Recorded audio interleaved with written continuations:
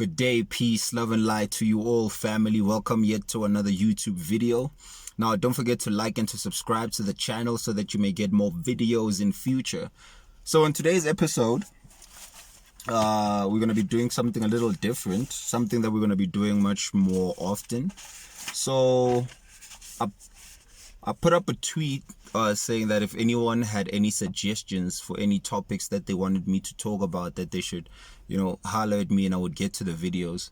So quite a few people responded, and I'm going to get to those videos in the course of this week. But I'm going to start with a topic that I felt like, it should have a video of its own, because two people suggested it. It was G-Man 1050. 1050 is code for Middleburg, so shout out to G-Man from 1050. And Umbali Mbalentle Zulu also said that I should talk about spirits, Amadlozi and ancestors. So I was like, okay, since two people suggested that, I'm just gonna put it in one video since it's a topic on its own. So shout out to you, Mbalentle Zulu and G-Man 1050. So now, without wasting any time, let's get straight into the topic, to the conversation of spirits, Amadlozi, and ancestors. So now, the first thing that you need to understand, or the first thing that you must know, is that you are not a physical being. None of us.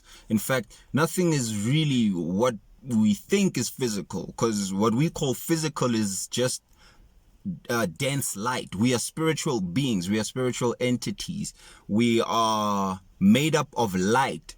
We exist on many different dimensions of existence, and those different dimensions of existence are separated by what we call vibrations. So now, these vibrations, or these different dimensions, are hosts, or they are environments where different spiritual entities exist, different entities on different levels of awareness and consciousness and density. So the particular plane that we live in is called the physical reality. This is the most densest part. So when light, or when spirit slows down its vibration, it becomes physical, it becomes dense. Hence you have a physical body. When you die in the physical, you leave your physical body and then you take on a different body, your etheric body and your astral body.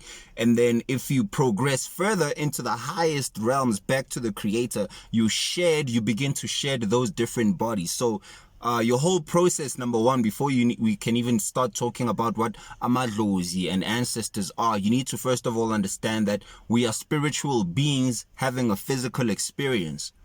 So we are all spiritual. It's just that now our soul, or our divine spark, is covered up by a physical dense body, this physical garment. So now, when people talk about Amadlozi, or rather, let me start with ancestors. When people talk about ancestors, they sometimes only relate it to physical beings, be it your great parents that have lived. And I want to just start it off here, Witty. When we talk about ancestors, we are not just talking about physical humanoid beings that are part of your lineage. No, ancestors are energetic. Let me put it like this, so I can simplify it. Anything that has contributed to your genetic makeup is an ancestor. An ancestor is anything that has contributed to your genetic makeup. So the four elements as we know them, fire, earth, air, and water, amanzi, umlilo, umoya, nomhlaba, those are ancestors, because they are what formed what we see here as the physical world. The earth, the trees, the waters, the sky, the air that you breathe. Those do not only exist outside, but they form your body. The densest part of your body, your bones, that's the earth element. Your blood and the liquid within your body, that's the water element. The air you breathe within you, the air element. Your spirit, that's the fire element. So the first ancestors you have are the elementals. It's not just Nabu and your great parents. No, the elementals are your ancestors too. When you hear them speak about the Ancient of Days, Bati, the Ancient of Days are returning.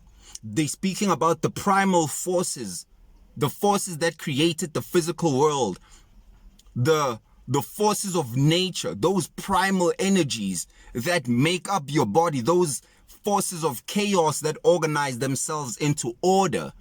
Those are your ancestors too. So number one, your ancestors are the elementals. And then you have a different type of ancestry, which now we could talk about it from the point of view or the perspective of humans and your lineage on a humanoid level. So your ancestry has levels of entry into it. The first level of your ancestors, iqala ngabazali bakho. Your parents are your immediate ancestors, your mom and your dad. That's your first access if you want to access the spirit realms and communicate with the higher beings. Most people, their great grandfather, but then they don't even know that your parents who are still here, whether they are alive or not, that they are your ancestors too. So even if bapila, they are your immediate entry into the spirit. So that's the first level of entry. The next level is your grandparents. They are your second doorway, your gateway. Your mom's mom and your mom's dad, your dad's mom and your dad's dad. That's your second entry. And then the lineage goes on from their mom, just like that. So your first entry is your mom and your dad. They are your immediate ancestors. And then you have your grandparents, and then your great parents, your great grandparents. So that's how it works on the humanoid level in terms of what we're talking about ancestry. Now, remember I said that anything that has contributed to your genetic makeup is your ancestor. So now, we get to another level of what ancestry is. We have star beings. You have star beings, beings of light on different star systems that are also your ancestors. Because remember that though we are here on Earth, our origin is the stars. We are star beings. We are star travelers. Our origin is not necessarily the planet. We come from different star systems. So some people have a close connections to beings from the star system of Sirius. Some people have a close connection to beings from Andromeda, Arcturus, Draco constellation, Orion. There's many different constellations and different star systems that people come from on a star level. The Pleiades. So some people have connections to these so-called star systems, and it's not just about you being from that star system or you having connections there. It's about you having relationships or genetic makeup from the beings that exist there. For example, let's talk about the Seven Sisters, the Pleiades. So some people in their genetic makeup, they have a lot of influence from what we call the star system of the Pleiades, meaning that you dealt with the Pleiadians and they deal with a particular way of being. So you have an ancestry there too, which means that they contributed to your genetic makeup. Now, when we talk about the human being, the body of the human being is very vast, because not only does it have the makeup of different star beings, it also has the makeup of physical beings. There are beings that exist in the spiritual plane that have never incarnated and have never experienced or tasted physicality, but have contributed a level of their DNA, be it on an etheric level or even on an astral level, to your body. So by you experiencing the physical, they get to tap in and have the physical experience vicariously through you. And then you can tap into the levels that they exist because you share an energetic frequency. You connect with them on an energetic level. So you have ancestry on an elemental level. You have ancestry on a star being level. We're talking about the stars and where you come from. It's not just about your grandparents, which is another level, which is your mom, like how I said, and then your grandparents, and then your great grandparents. Those are what your ancestors are. Energies, beings that contributed, or energies that contributed to your genetic makeup. Those are what your ancestors are, where you come from. And then you have Amadlozi, which all of these things are similar. Amadlozi. Thola abantu umuntu uhlupha amadlozi or umuntu unamadlozi or umuntu unedlozi. Idlozi is also what we call your DNA, the makeup of your DNA. You know when they say that when someone dies, when someone passes on, your parents or your great-grandparents, they don't just die and disappear into the ether. They come to live inside of you in the form of your DNA. So that's what becomes idlozi lakho, the information, because amadlozi akhuluma naye. Where bakhuluma now from where? Because when you look outside, you don't see them. They are talking from you. They're talking with you from within you, because when they leave, that information gets passed into what we call the Akashic realms, which is the field where all information, everything that ever is, ever was, and ever will be, is encoded in. Everything that has ever been thought, every feeling that has ever been felt exists within the Akashic records. There's a worldly, a galactic, and universal Akashic record, and you also have a personal Akashic record, which is stored in your medulla oblongata, which is where memory is stored. So, Amadlozi or Idlozi is the genetic makeup, the information, your DNA that is left for you by those who have lived and walked this plane before you. So when your great-great-great-great-great-great-grandmother lived on earth, you have that information. You can access her. You can access her experiences. So she can be idlozi lakho because her genetic makeup exists within you. So what they call in modern day world DNA, that's what idlozi is. Your genetics, your genes, when your genes begin to speak, when the Holy Spirit begins to speak from inside of you, amadlozi wagini akhuluma nawe. Ugogo nabumkhulu bakhuluma nawe from within you. Where else are they going to come from? Because you are them. The only difference is you are a living ancestor, whereas they are now disembodied and are living in a different dimension of existence, but they're still living nonetheless. And then now when we get to spirits, and that means that they have just taken now a different higher vibration of what we call a spiritual body, which is what those beings that I spoke about also are. They are what they call izithunywa, or angels. When you speak about angels, you are speaking about angels of light. Those are what angels are. They are different star beings. So you have levels of what angels are. You have a personal angel, a guardian angel, and then you have archangel. Those would be the angels that guard or look after a specific race. Let's say maybe the black race or the Chinese or an Indian. So it's like a cultural, native type of guide. And then you have the angels of personality. That's the angels. Those are the angels that govern the whole of humanity. And then you have worldly angels, powers, those dominions and mights. Those are the angels that govern the earth and the next ascension of humanity as a race, like their next state, because we are evolving as a species in stages. The human stage is just that. It's a stage, just like how a butterfly is a caterpillar before it becomes a butterfly. So this is a cocoon stage.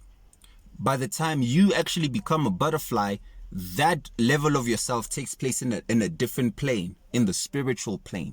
So the losing of the body is not the dying of you. It's actually the acceleration, or it's the birth of the real you in the spiritual plane, because your inheritance is in the spiritual, in the visible. That's why seek ye first the kingdom of God, which is the mind, and everything else will be added unto you.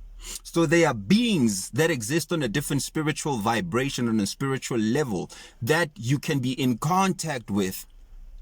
There's many different spirits. The spirits of nature, spirits of water, spirits of wind, spirit of the earth. You have fairies. You have different spirits that... Have you ever seen kids play around and it's like they playing with something. They actually are, because when kids are born, they're still fresh from the other side, so their third eye is not yet shut down, so they can see these different spiritual beings. They can see fairies. They can see particular entities. They can see auras of people. And that's why kids cry when they're around like negative person and they start to feel a certain way. It's because they are still in tune. They have not yet been calcified. Their third eye has not yet been calcified.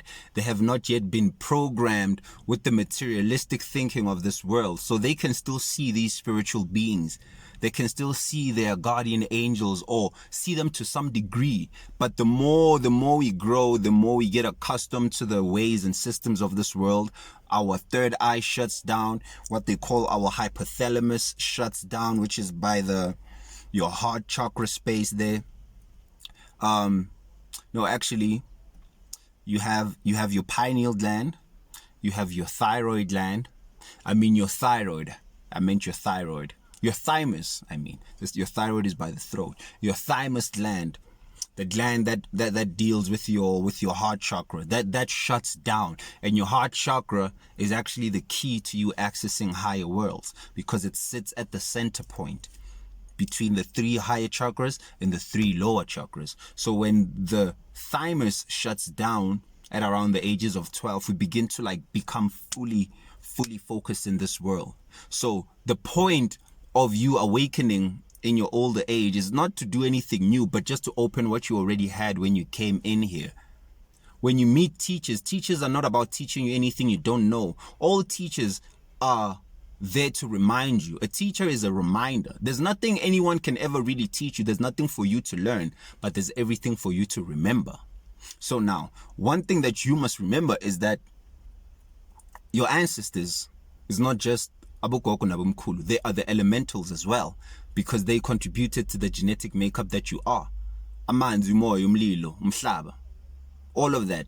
It contributed to your genetic makeup. And since it contributed to your genetic makeup, it makes it an ancestor. And another thing you need to understand about the elementals is that, guys, umhlaba uyakhuluma, amanzi, umoya nomlilo, they speak. How else do you think herbalists and shamans throughout time have been able to pick specific plants that can heal certain parts of the body? When scientists and people ask them, well, how do you know what plants heal what? In fact, how do you know which roots and which leaves to mix in order to bring about a certain effect from the plants? They say, well, the plants tell us. The plants tell us in dreams. So the only way that the elements can talk to you is if they have a link to you, and they do. They are your ancestors. And then you have the spirits. Now, a spirit is anything. In fact, what you call your body is nothing but an animation of the spirit. The spirit is what animates the physical body. Because when you die, the only thing that happens is that which animates the physical body leaves the avatar. So the spirit is that which animates things that are manifest. The bodies that you see, be it plants, insects, those are animated by the spirit. The spirit is the animator. You are animated by the breath. They say that God breathed into the nostrils of man and man became a living soul. So everything in nature is spirit at different levels of awareness of itself. That's what spirits is, including also the beings that we spoke about from the different star systems, the different constellations, the angels that we spoke about, beings from Orion, Arcturus, Andromeda, the Pleiades, Orion, all of these beings, those are the spirits. Those are they are the guardians. They guard you in your life throughout your journey. As you sojourn throughout time and relativity, you have friends and cousins, distant relatives in different star systems that you may have experienced countless amounts of lives there. And that genetic makeup that is within the library of your experience is within you. And then again, when we talk about Idlozi or Amadlozi, we are also talking about your Kundalini energy, your own Kundalini energy, the energy that resides within you. When you were a baby, you had this particular soft spot, and I'm sure you can still see it on kids these days, that when you look at a little baby, they have a little soft spot. Well, that is the place of entry and exit for what we call prana or chi energy, or your Kundalini energy, or the Holy Spirit. So it enters when you are a baby, and then it goes to rest at the base of the spine, and that energy lays there half awake. It's a universal force energy. It's a force that permeates. It is also what animates, and it is what allows things to move. The Kundalini, it's a universal force. So that energy lies half awake.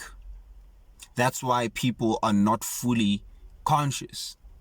When the Kundalini awakens, it ignites and lights up the dormant neurons in your brain. It opens up the chakras. That's why you see in the medical system, they use the snake or the two snakes that are crawling up a staff.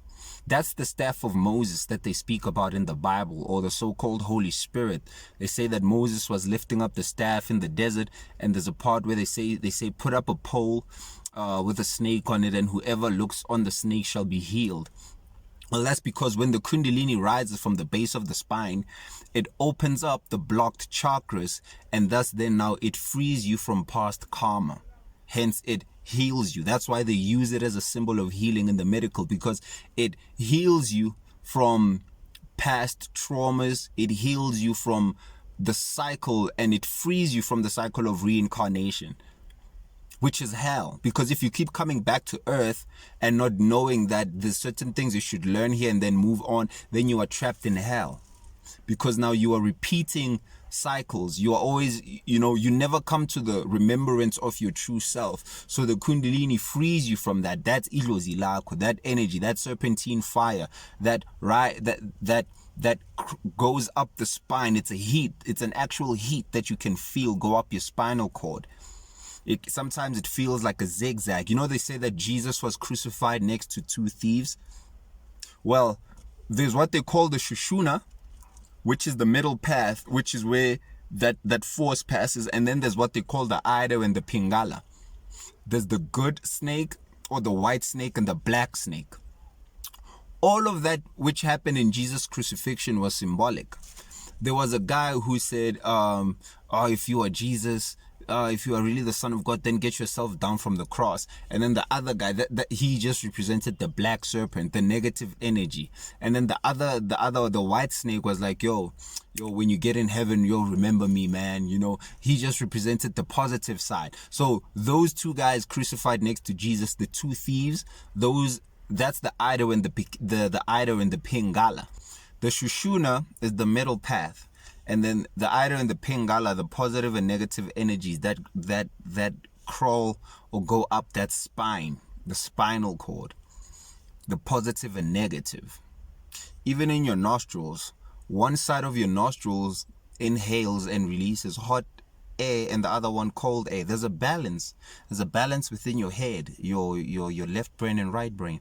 There's a balance between your right side of the body and the left side. One is positive, one is negative. One is active, one is passive. So you are a being of balance. You are a being that balances light and darkness. So that's what the whole crucifixion of Jesus was about. It was symbolic of that. So your Kundalini energy is Amadlozi lako, because as it rises, it brings back your memory. It brings back your Akashic memory. You are able to now come into the remembrance of your true divinity. So Amadlozi, ancestors, spirits, it's very linked. Everything is linked. You know why? Because you are a multi-dimensional being. You are made up of layers of intelligent material. When you look at yourself in the mirror, the mistake you make is that you just think that you are your body. No, you are a being. Oh my God, you are timeless. You are timeless. If you are Melchizedek, we cannot even begin to measure where it is that you started or where it is that you are going to end. You are the beginning and the end. You are the Alpha and the Omega. So if you can understand that there's more to what Amadlozi is, or Amadlozi, or everything exists inside of you. There's more to what ancestors are. There's more to what the spirit is and what spirits are. It's the animator. It's the breath of life. You are the breath of life. You are You are the netter. You are nature. The elements speak. Even language. Language was derived from the ancestors listening to nature. I'll give you an example. The act of sneezing. When you sneeze, you say, Heshu. Do you know who you're calling upon? You are calling upon the ancient Egyptian god of air, which is called Shu. Even when there's a fly or you're shooing something away, you say Shu, Shu, Shu. That's Shu. That's the god of air.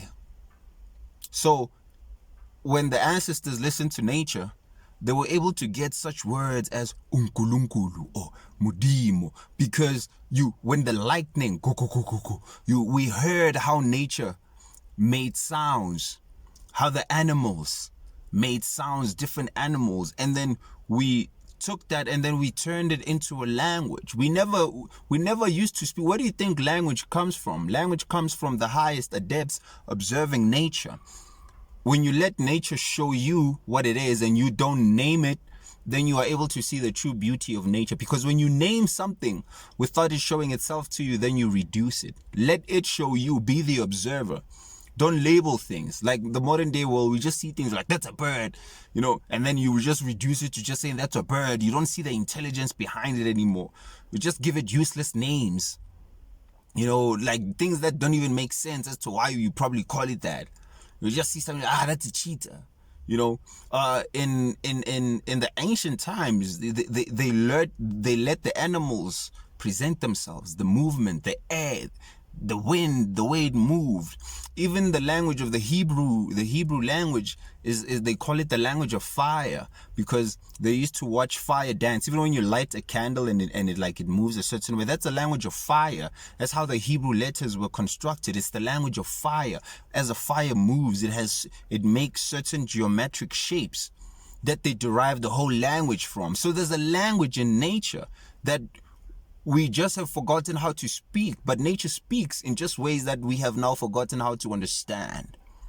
So nature is spirit. Nature is Amadlozi, Wako, your ancestors. Everything that is within you is projected outside, and everything that is outside is a reflection and a projection of what is inside, brothers and sisters. So that's where I'm going to end this video. I hope that it brought some enlightenment, or it shed a different light as to how you see yourself, and as to how you see what spirits, Amadlozi, and ancestors are, because it's more than just what meets the surface. You're a deep, profound entity. So I'm gonna get to the rest of the videos where I answer the questions of the other people that sent out suggestion or topics that I should speak about. But once again, shout out to you, G-Man, and shout out to you, Mbali Antle, beautiful flower. I hope that you get to hear this message, and peace, love, and light, family. Like I said, don't forget to like and subscribe to the channel so that you may get more in future. Peace out.